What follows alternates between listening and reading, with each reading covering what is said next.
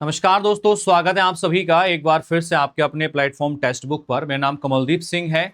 आज आपके सामने मैं आपको यूपी जीआईसी यानी कि उत्तर प्रदेश में जो आपके जीआईसी लेक्चरर की वैकेंसी होती है उसके एलिजिबिलिटी क्राइटेरिया, एज लिमिट और बाकी सारी इंफॉर्मेशन सिलेबस से रिलेटेड मैं आपको देने वाला हूं। किस तरीके से आपको प्रिपरेशन करनी है, क्या हम आपको हेल्प करने वाले हैं और क्या क्या एलिजिबिलिटी क्राइटेरिया चाहिए आपको यूपी जीआईसी में अप्लाई करने के लिए। क्योंकि आने वाले कुछ महीनों में यानी कि 1 से 1.5 महीने के अंदर आपको जीआईसी का जो नोटिफिकेशन है वो देखने के लिए मिलने वाला है और इसमें कम से कम काफी सारी वैकेंसीज देखने के लिए मिलेंगी। अभी अखबार में भी आपने काफी सारी चर्चाएं सुनी होंगी इसके बारे में। तो बिना देर करे हुए मैं आपको लेके चलता हूं सबसे पहले यूपी जीआईसी परीक्षा की पूरी जानकारी के बारे में कि क्या क्या चीजें इसमें आपको चाहिए और क्या क्या चीजें आपको तैयार करनी है। सबसे पहले यूपी जीआईसी की जो एलिजिबिलिटी क्राइटेरिया है उसके बारे में एक बार बात कर लेते हैं। अब हुआ क्या है, इस बार ना काफी सारे चेंजेस हुए हैं।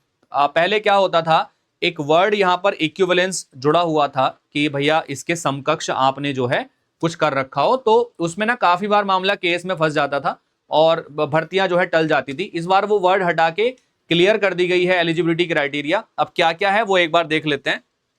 सबसे पहले बात कर लेते हैं बीएड के एग्जामिशन कहां कहां पर है और बीएड कंपलसरी कहां कहां पर चाहिए उसके बारे में बता देता हूं। तो बीएड के जो एग्जामिशन है वो कहां कहां पर है। नॉट रिक्वायर्ड, ठीक है, एक बार बात कर लेते हैं। Not required for the home science. तो अगर आप होम साइंस से अप्लाई करना चाहते हैं तो आपको बीएड की रिक्वायरमेंट नहीं है। आप अगर सिलाई के लिए अप्लाई करना चाहते हैं तो आपको इसकी जरूरत नहीं है।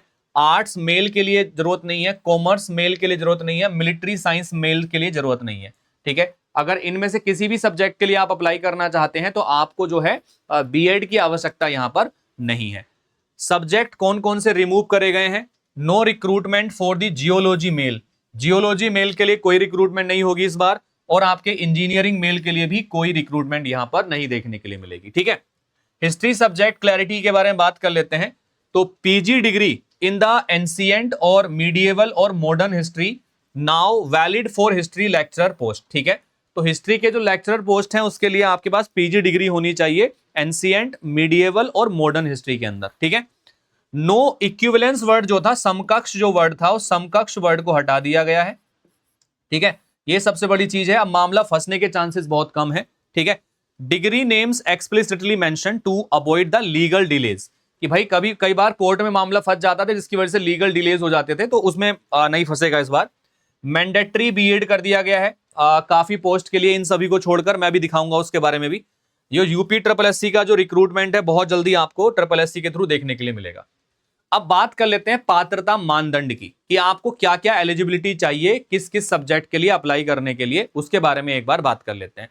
सबसे पहले यहां पर देखिएगा, तो सब्जेक्ट अगर आप सोशियोलॉजी से अप्लाई कर रहे हैं, जो जियोग्राफी से अप्लाई कर रहे हैं, इकोनॉमिक्स से अप्लाई कर रहे हैं, सिविक्स से, फिजिक्स से, केमिस्ट्री से, मैथमेटिक्स से, साइकोलॉजी से और इंग्लिश से, तो आपके पास पोस्ट ग्रेजुएशन की डिग्री होनी चाहिए रिलेटेड सब्जेक्ट में किसी रिकॉग्नाइज्ड यूनिवर्सिटी से और इंस्टीट्यूशन से। साथ में बीएड आपको जरूर होना चाहिए। ठीक है, हिस्ट्री की बात कर लेते हैं। Post graduation in the ancient history, medieval history, modern history और द रिकॉग्नाइज्ड यूनिवर्सिटी, और बीएड साथ में आपका होना जरूरी है। यहां पर क्लियर है, तो ये आपका हो गया। इसके बाद बायोलॉजी से आप करना चाहते हैं तो आप पोस्ट ग्रेजुएशन होनी चाहिए इन बोटनी और जूलॉजी। ठीक है, या तो बोटनी में हो या जूलॉजी में हो, पोस्ट ग्रेजुएशन होनी चाहिए, बीएड डिग्री होनी चाहिए उसके लिए साथ में। ठीक है, एजुकेशन से करना चाह रहे हैं तो पोस्ट ग्रेजुएशन होनी चाहिए साइकोलॉजी में या एजुकेशन में with LT diploma from a government recognised training school. Bachelor degree होनी चाहिए in education from a recognised university. Post graduate education होना चाहिए किसी रिकॉग्नाइज्ड यूनिवर्सिटी से। ठीक है, हिंदी से करना चाह रहे हैं तो post graduation in Hindi and graduation in arts with Sanskrit as a subject. अगर आप हिंदी के लिए अप्लाई कर रहे हैं तो आपके पास पोस्ट ग्रेजुएशन में हिंदी हो एंड ग्रेजुएशन में आर्ट्स और संस्कृत एक सब्जेक्ट होने चाहिए आपके पास। बीएड डिग्री आपके पास होनी चाहिए। ठीक है, उर्दू से करना चाहते हैं तो पोस्ट ग्रेजुएशन होना चाहिए उर्दू में और बीएड डिग्री होनी चाहिए। संस्कृत से करना चाहते हैं तो पोस्ट ग्रेजुएशन संस्कृत में होना चाहिए और बीएड डिग्री होनी चाहिए। तो ये इसके एलिजिबिलिटी क्राइटेरिया हैं। पर्सियन मेल ब्रांच के लिए पोस्ट ग्रेजुएशन होना चाहिए पर्सियन में, या pass in the Kamil certificate examination में बीएड डिग्री होनी चाहिए। लॉजिक मेल ब्रांच के लिए पोस्ट ग्रेजुएट होना चाहिए फिलोसफी में, ठीक है, और बीएड होना चाहिए। फिजिकल इंस्ट्रक्टर की बात करते हैं, ग्रेजुएशन डिग्री होनी चाहिए आपके पास रिकॉग्नाइज्ड यूनिवर्सिटी से, ठीक है, फिजिकल इंस्ट्रक्टर के लिए मेल और फीमेल ब्रांच में, जिसको हम बोलते हैं कि इसमें एमपीएड हो इन द फिजिकल एजुकेशन, तो एमपीएड होना चाहिए फिजिकल एजुकेशन में। होम साइंस फीमेल के लिए पोस्ट ग्रेजुएशन होना चाहिए होम साइंस, बीएससी होनी चाहिए होम साइंस रिकॉग्नाइज्ड यूनिवर्सिटी, इसके लिए बीएड की आवश्यकता नहीं है, ठीक है। तो होम साइंस से बीएड को हटा दिया गया है। आगे चलते हैं, म्यूजिक वोकल के लिए पोस्ट ग्रेजुएशन होना चाहिए म्यूजिक में, और ग्रेजुएशन होना चाहिए म्यूजिक वोकल में, एक्सपर्टीज होनी चाहिए, बीएड होना चाहिए आपके पास में, ठीक है। म्यूजिक इंस्ट्रूमेंटल में है आपका पोस्ट ग्रेजुएशन इन म्यूजिक और graduation in the music vocal और विद एक्सपर्टीज, और बीएड होना चाहिए आपके पास। आर्ट्स के लिए पोस्ट ग्रेजुएशन होना चाहिए ड्राइंग में एंड पेंटिंग में फ्रॉम रिकॉग्नाइज्ड यूनिवर्सिटी, ठीक है। साथ के साथ कॉमर्स की बात करते हैं मेल ब्रांच के लिए, तो पोस्ट ग्रेजुएशन होना चाहिए आपके पास कॉमर्स में, और रिकॉग्नाइज्ड यूनिवर्सिटी से आपके पास ये पास होना चाहिए, ठीक है। तो इसमें आपको बीएड नहीं चाहिए होगा कॉमर्स वाले में भी। तो ये कुछ एलिजिबिलिटी क्राइटेरिया हैं आपके कि अगर जिस सब्जेक्ट से अप्लाई करना चाहते हैं उस सब्जेक्ट की एलिजिबिलिटी एजुकेशनल क्वालिफिकेशन आपकी पास होनी चाहिए, तभी आप इसके लिए अप्लाई कर पाएंगे। अब बात कर लेते हैं एज की, कितनी आयु तक आप इसको भर सकते हैं। तो एज लिमिट जो दी गई है लेक्चरर के लिए 2025 में, वो मिनिमम एज 21 है और मैक्सिमम एज आपकी 40 ईयर्स है आपकी। बाकी जो एज में रिलैक्सेशन मिलते हैं वो गवर्नमेंट नॉर्म्स के अकॉर्डिंग मिलते हैं, जैसे कि एससी एसटी को 5 साल का, ओबीसी को 3 साल का, और बाकी जो चीजें हैं वो उसके अकॉर्डिंग मिल जाती हैं उसमें, ठीक है। यूपी जीआईसी का जो सैलरी होता है उसके बारे में भी एक बार बात कर लेते हैं यहाँ पर। तो यूपी जीआईसी लेक्चरर की सैलरी जो होती है वो 7th पे के कमीशन के अकॉर्डिंग मैं आपको बता रहा हूं, हालांकि ये बढ़ जाएगा अभी। तो पे स्केल होता है लेवल 8 का 47,600 से 1,51,000 तक का सैलरी आपको दिया जाता है। एक डिसेंट सैलरी है, बहुत अच्छा सैलरी है। तो आप अगर तैयारी कर रहे हैं ना, तो आपके लिए गोल्डन अपॉर्चुनिटी है। अगर इसका सिलेक्शन प्रोसेस का बात किया जाए तो सिलेक्शन प्रोसेस के बारे में मैं थोड़ा आपको बता देता हूं।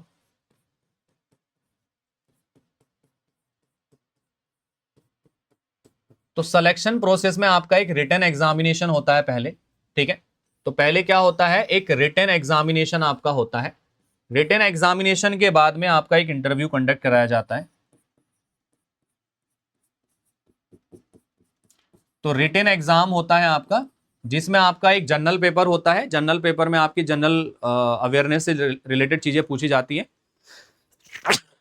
सॉरी। एंड देन उसमें आपका एक सब्जेक्ट कंसर्न का पेपर होता है। सब्जेक्ट कंसर्न में आपके सब्जेक्ट से रिलेटेड क्वेश्चन पूछे जाते हैं, ठीक है। सो रिटन एग्जाम में पास करने के बाद में इंटरव्यू आता है, एंड देन आपका फाइनल मेरिट लिस्ट प्रिपेयर होता है। तो ये इसका सिलेक्शन प्रोसेस यहां पर आपको देखने के लिए मिलने वाला है। क्लियर है भाई? तो आप सभी के लिए एक गोल्डन अपॉर्चुनिटी है इस बार, ठीक है। आपको तैयारी कैसे करनी है, हम किस तरीके से आपकी हेल्प करने वाले हैं, सिलेबस क्या है इसका, मैं सिलेबस भी एक बार दिखा देता हूं आप सभी को।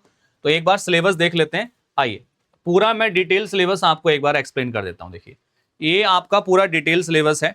जो आपका जनरल पार्ट होगा, पहले जनरल पार्ट के लिए जनरल स्टडीज का जो पेपर होगा उसमें इंडियन हिस्ट्री आएगा, Indian polity, economics, culture, general science, Indian national movement, Indian agriculture, commerce and trade, world geography, Indian geography, natural resources of India, ecology and environment, logical reasoning, elementary maths भी आएगा। Current national and international important event आएंगे, specific knowledge regarding the education, culture, agriculture, industry, trade, living and social tradition of the Uttar Pradesh, ठीक है। ये आपका syllabus है general वाले part का। मेन सिलेबस जो है आपका सब्जेक्ट वाइज आपका दिया गया है। जैसे हिंदी का सिलेबस मैं दिखाता हूं आपको। सामान्य हिंदी के अंदर अनेकार्थी, विलोम, पर्यायवाची, तत्सम, तद्भव, क्षेत्रीय, वर्तनी, अर्थबोध, शब्द रूप, संधि, समास, क्रियाएं, हिंदी वर्णमाला, विराम चिन्ह, शब्द रचना, वाक्य रचना, अर्थ, मुहावरे, लोकोक्तियां, उत्तर प्रदेश की बोलियां, अशुद्धियां, अपठित गद्यांश का संक्षेपण, है ना, उससे संबंधित प्रश्न, रेखांकित अंशों की व्याख्या, साहित्य, संस्कृति, राष्ट्रीय विकास योजनाएं, है ना, ये सब चीजें इसके अंदर पूछी जाएंगी। तो ये हिंदी से रिलेटेड आपका पूरा कंप्लीट सिलेबस है, आप देख सकते हैं। संस्कृत साहित्य के प्रमुख रचनाकार, उनकी कृतियां, संस्कृत व्याकरण, ये सब आएगा।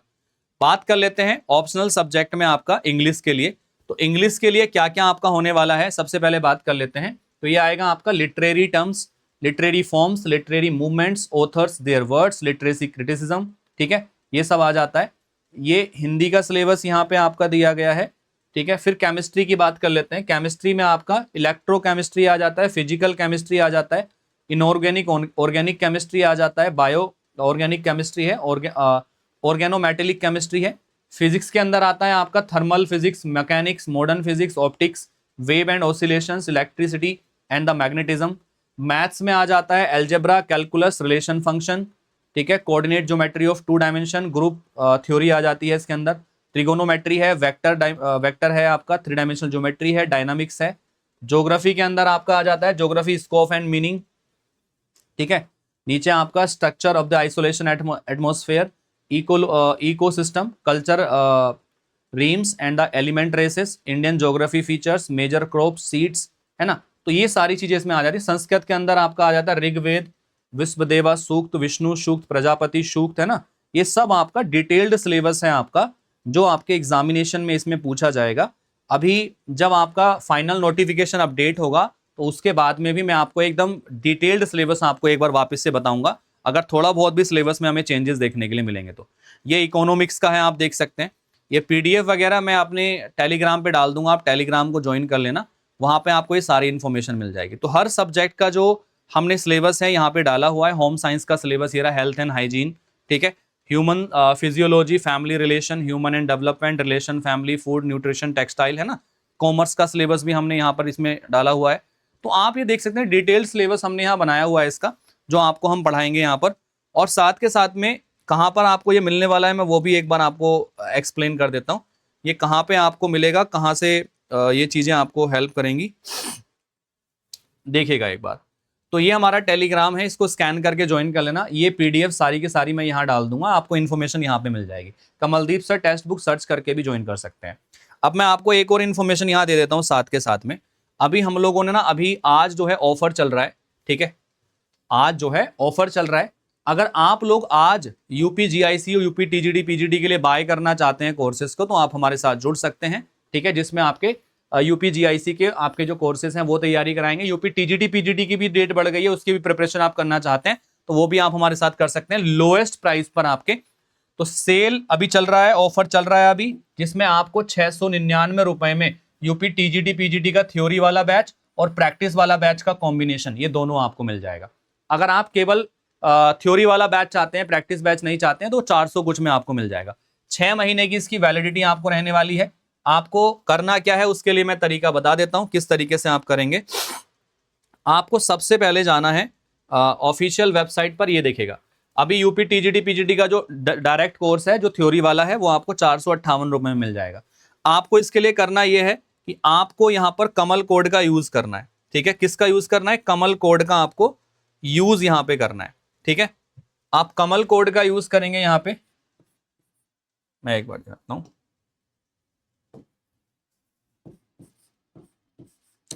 तो कमल कोड का यूज करेंगे तो आपको ये डिस्काउंटेड प्राइस पर मिल जाएगा, ठीक है। और मुझे आप लोग जब कोर्स बाय कर लेंगे तो ये मेरा व्हाट्सएप नंबर है, मेरी किसी प्रकार की आपको हेल्प चाहिए होगी तो आप मुझे इस नंबर पे व्हाट्सएप मैसेज भी कर सकते हैं, कॉल भी कर सकते हैं। I will help you to achieve your dream, ठीक है। तो आप अपने ड्रीम को अचीव करना चाहते हैं तो मुझे इस नंबर पे कॉल या मैसेज कर देना, आई विल हेल्प यू, ठीक है। कोर्स को बाय करने के लिए डिस्काउंटेड प्राइस पे कोर्स आपको मिल जाएगा। महापैक लेना चाहते हो, महापैक पर भी डिस्काउंट चल रहा है आज अभी, ठीक है। तो महापैक पर भी भारी डिस्काउंट है, तो वो भी आपको यहाँ पर अवेल हो जाएगा। तो उम्मीद है इन्फॉर्मेशन आप सभी के लिए काफी यूजफुल यहाँ पर रही होगी, ठीक है। आपको ये बेनिफिट्स तभी मिलेंगे जब आप ये कमल कोड का यूज करोगे या मुझे कॉल करके मैसेज करके तब कोर्स को बाय करोगे। तो आई will help you in everything, किसी भी चीज में जरूरत होगी तो मैं आपकी हेल्प करूंगा, ठीक है। चलो, so take care guys and thank you. मुलाकात होगी अगली वीडियो में, तब तक के लिए धन्यवाद, नमस्कार, जय Hind and take care, thank you.